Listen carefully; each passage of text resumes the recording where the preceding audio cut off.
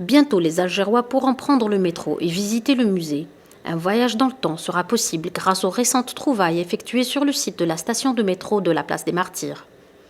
Un millefeuille archéologique dort sous le pavé. Identifié lors de sondages archéologiques en 2009, le premier chantier d'archéologie préventive s'ouvre sous le ciel d'Alger, avec pour seul mot d'ordre créer une station métro-musée. Le chantier est une négociation permanente entre les besoins urbanistiques d'une capitale moderne et la nécessité de préserver l'histoire de cette même capitale. Alors si vous voulez, on a fait un groupement entre le CNRA, le Centre national de recherche en archéologie algérien, et l'INRAP, l'Institut national de recherche archéologique préventive français, pour procéder à une fouille préventive à l'occasion des travaux de la station de métro.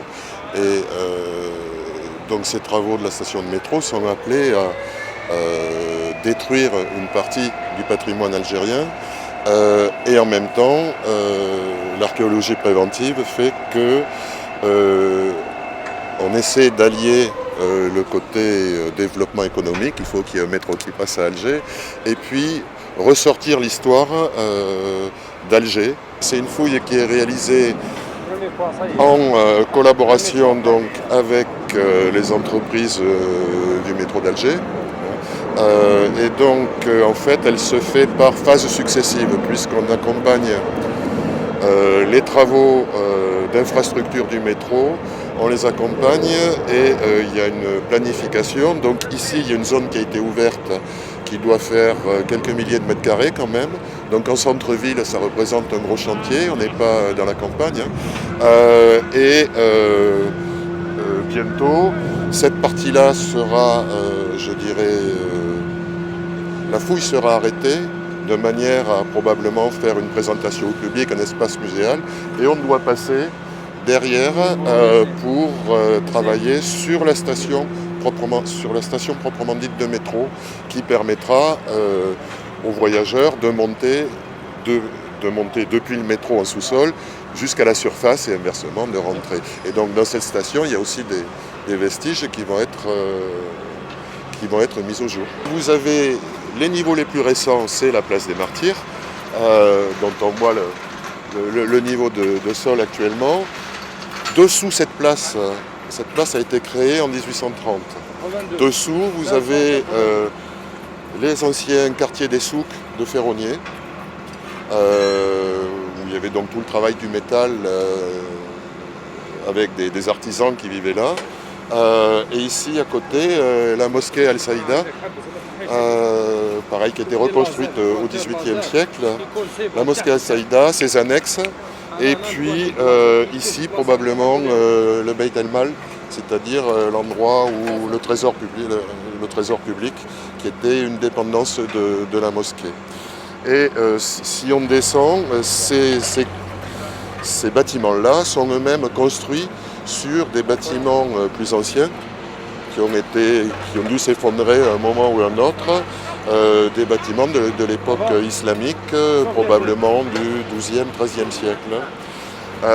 Et si vous descendez encore en dessous, ces quartiers donc, qui correspondent à un agrandissement de la ville à l'époque islamique, ont été bâtis sur une nécropole du 7e siècle de notre ère, donc une nécropole d'époque byzantine qui est encore ici sous nos pieds, mais qui a été découverte à côté. Nécropole elle-même qui avait été creusée, qui avait été installée dans les niveaux de destruction, d'abandon de la ville romaine. Et en dessous, donc, vous avez encore la ville romaine avec une rue, avec une grande rue pavée, avec un certain nombre de grands bâtiments, de bâtiments publics, de bâtiments de l'habitation, avec des décors de mosaïque, etc. Donc l'Icosium antique, l'Icosium c'était le nom à l'époque romaine d'Alger, Icosim à l'époque punique avant. Et donc dessous on a touché par certains endroits les niveaux du 1er siècle avant notre ère,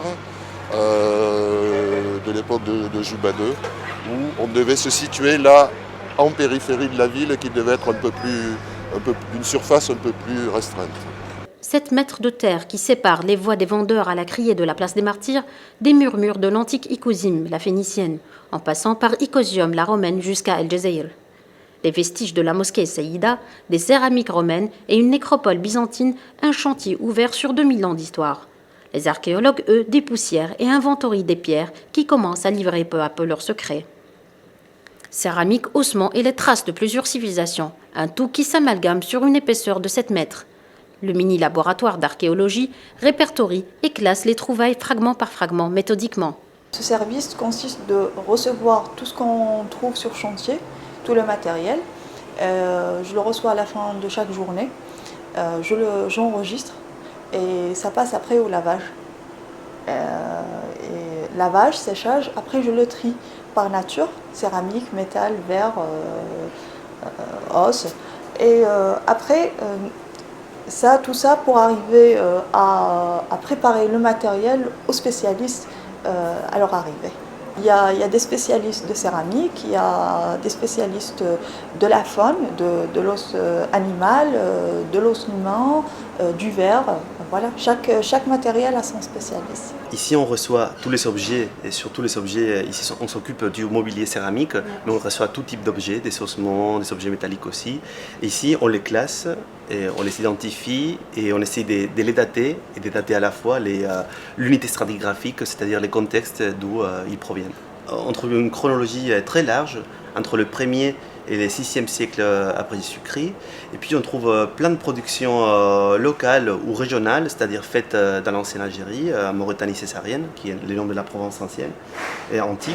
Et puis des produits d'importation aussi, qui viennent soit d'Espagne, soit des Gaules, de Tunisie, d'Italie aussi. Il y a des productions qui sont très très communes pendant toute la période romaine, qui sont produites dans la région de Carthage et dans d'autres points de Tunisie.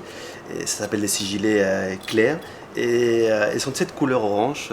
Et ça, dès qu'on le voit, on sait que ça vient de cette région-là. La pâte, pour nous, c'est plus important. Le type d'argile, en regardant avec la loupe, on voit les caractéristiques de la pâte. Et par exemple, les productions d'Afrique du Nord, ils sont un composant qui s'appelle quartz éolien, qui est un type de quartz qui est érodé par les vents du dessert et qui est rond. Donc quand on regarde à la loupe ou au microscope, on sait que ça a été produit en Afrique du Nord.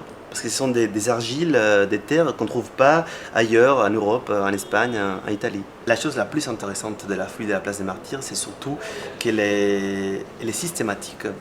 Il y a une méthodologie très performante. Donc on a fouillé par couche stratigraphique et ça nous permet de bien identifier ce qui appartient à chaque époque, à chaque siècle, et ça va nous permettre d'avoir après une référence pour comprendre d'autres fouilles faites en Algérie. On fait la fouille sur terrain, on ramasse les os, on les met dans les boîtes.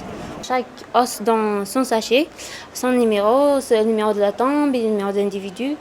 Et on le met chaque tombe à part dans sa boîte. Après, on arrive ici au lavage. Ça fait partie de l'étude des ossements, l'étude osséologique.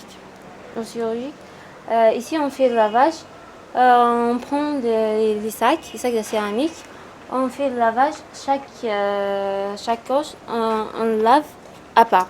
Après, on le met dans une salle pour le séchage. Le séchage prend plus de 5 jours. Après, on le range dans leur boîte et leur sachet.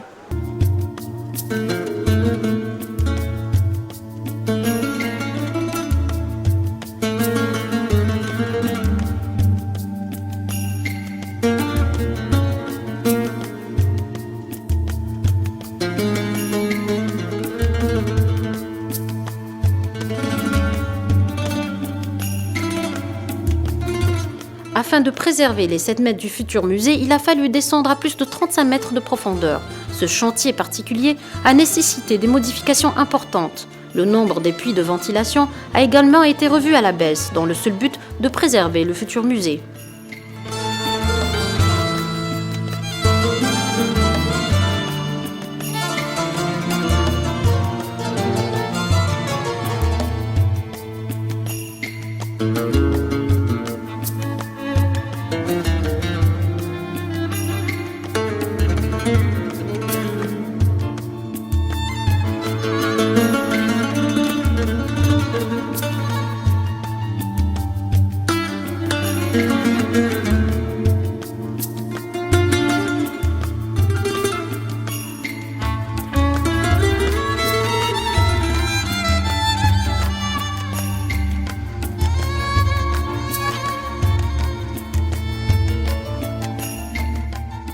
La richesse du site a même nécessité de sacrifier certains vestiges pour en sauver d'autres. L'autre défi des archéologues est celui d'expliquer et de trouver du sens à toutes ces trouvailles, sachant que ce site abrite un bâtiment qui semble être une basilique paléochrétienne et une riche mosaïque polychrome, comme il faudra expliquer cette autre énigme de la nécropole d'enfants datée de la période byzantine, mais il s'agira aussi d'évaluer un important trésor en pièces d'argent.